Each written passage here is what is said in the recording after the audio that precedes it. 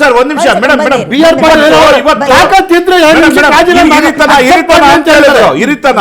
ಹಾಗಾದ್ರೆ ಬಿಜೆಪಿ ಶಂಕರಲಿಂಗೇಗೌಡ ಅಂತ ಮೈಸೂರಿನವರು ಇದ್ರು, ಮೈಸೂರಿನ ಶಂಕರಲಿಂಗೇಗೌಡ ಅಂತ ಸುಮಾರು 6 ಸಾರಿ ಗೆದ್ದಿದ್ರು. ಅವರು ಬೀದಿಯಲ್ಲಿ ರಂಪಾಟ ಮಾಡಿದ್ರು. ಸರ್ ಇಲ್ಲಿ ಬಿಜೆಪಿ ಇಂತ ಎಡವಟ್ಟನ್ನ ಮಾಡ್ಕಳ್ತು ಅಂತಾನೆ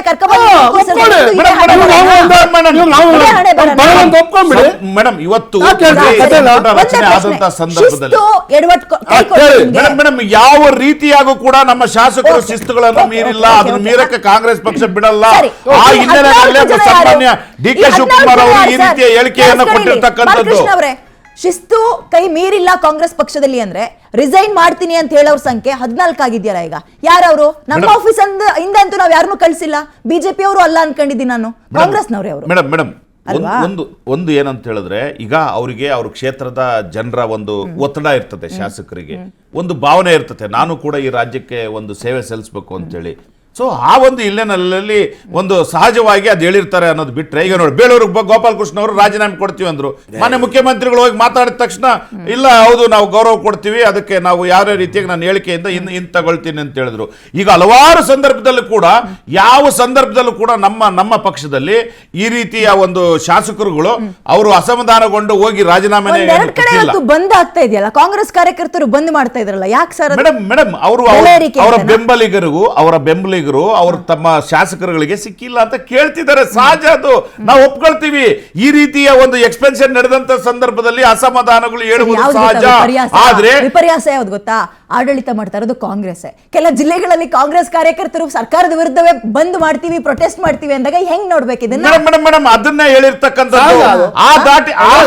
ಮೇಡಮ್ ಆ ದೃಷ್ಟಿನಲ್ಲಿ ನೀವ್ ಹೇಳ್ಬೇಡ್ರಿ. ನಿಮ್ ಶಂಕರಲಿಂಗೇಗೌಡರು ಬೀದಿನಲ್ಲಿ ನಿಂತ್ಕೊಂಡು ಹತ್ಕಂತ ಕುಂತಿದ್ರು ಮೈಸೂರಿನಲ್ಲಿ, ನೀವು ಮರ್ತಿದ್ರ ಚಾಮರಾಜ ಕ್ಷೇತ್ರದ ಹಿರಿಯ ಶಾಸಕರು ಅವರು ಕಣ್ಣ ಗುಳೋ ಅಂತ ಹತ್ರು. ಯಡಿಯೂರಪ್ಪನವರು ಮುಖ್ಯಮಂತ್ರಿ ಆಗಿದ್ದ ಸಂದರ್ಭದಲ್ಲಿ ಬೀದಿಲಿ ನಿಂತು ಇವತ್ತು ಯಾರು ಇವರು ಬಿಜೆಪಿ ಶಾಸಕರು ಕೂಡ ಈಗ ನೀವು ಎಷ್ಟು ಜನ ಅದೇ ಮುಖ್ಯಮಂತ್ರಿಗಳ ವಿರುದ್ಧ ಪ್ರತಿಭಟನೆಯನ್ನು ಬೀದಿನಲ್ಲಿ ಮಾಡಿದ್ರು, ರಸ್ತೆ ತಡೆ ಮಾಡಿದ್ರು, ಟೈರ್ಗಳು ಸುಟ್ರು, ಆ ವಿಧಾನಸೌಧದ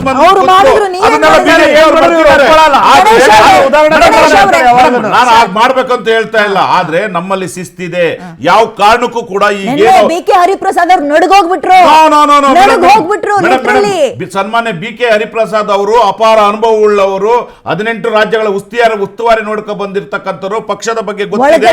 ದಿನೇಶ್ ಗುಂಡೂರಾವ್ ಅವರ ಕ್ಷೇತ್ರದ ಕಾರ್ಯಕರ್ತರು, ಹೊರಗಡೆ ಪ್ರಿಯಾ ಕೃಷ್ಣ ಕ್ಷೇತ್ರದ ಕಾರ್ಯಕರ್ತರು. ಒಬ್ರು ಬ್ಯಾರಿಕೇಡ್ ಎಳ್ದಾಕ್ತಾರೆ, ಒಳಗಡೆ ಇನ್ನೊಬ್ರು ಚೇರ್ ಹೊಡೆದಾಕ್ತಾರೆ. ಮೇಡಮ್ ಸಹಜ, ಆದ್ರೆ ಎಲ್ಲದೂ ಕೂಡ ಸರಿ ಖಂಡಿತವಾಗಿ ಹೌದು. ಆ ಹಿನ್ನೆಲೆಯಲ್ಲೇ ಮಾನ್ಯ ಮುಖ್ಯಮಂತ್ರಿ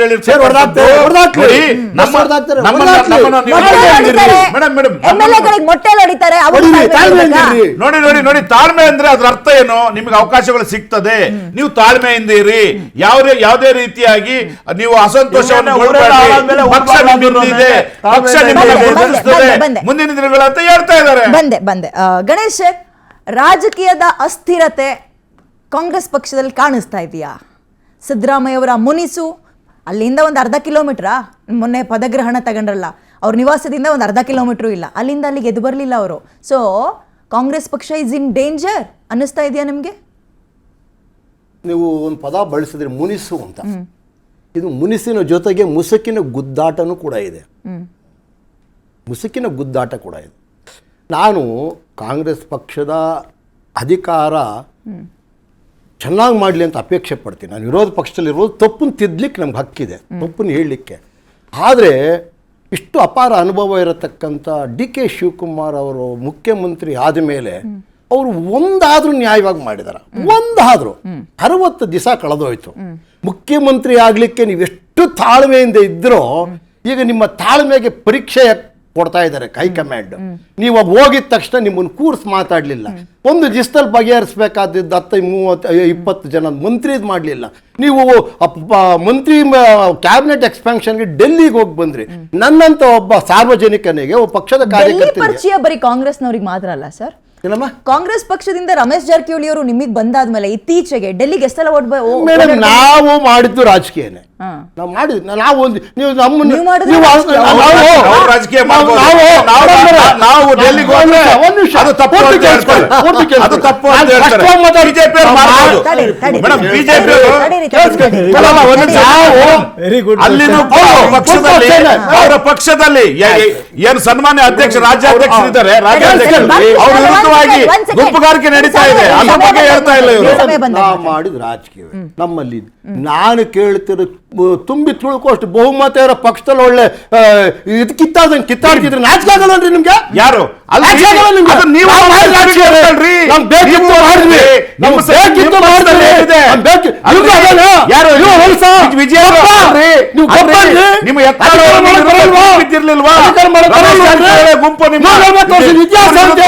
ಸ್ಟ್ರೈಕ್ ಮಾಡ್ತಾ ಇಲ್ವಾ?